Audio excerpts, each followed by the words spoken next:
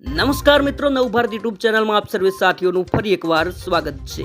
મિત્રો, અત્યારના મહત્વના સમાચાર, જેમાં ભારતની પાક પર એર સ્ટ્રાઇક, સૌથી વધુ આતંકીનો ખાત્મો, 24 મિસાઇલથી 9 આતંકી અડ્ડા ધ્વસ્ત, પીએમ મોદીએ આપ્યું ઓપરેશન સિંદૂર નામ।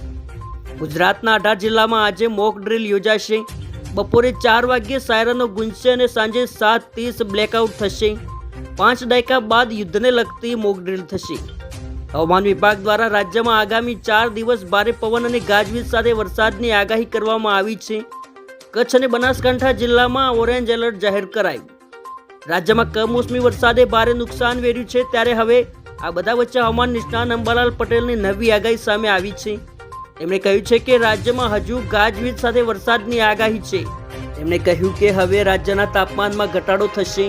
મોટાભાગના વિસ્તારમાં મહત્તમ તાપમાન 30 થી 34 ડિગ્રી જેટલું રહેશે। હજુ પણ ગાજવીજ સાથે પ્રી મોન્સૂનનો વરસાદ થવાની શક્યતા છે।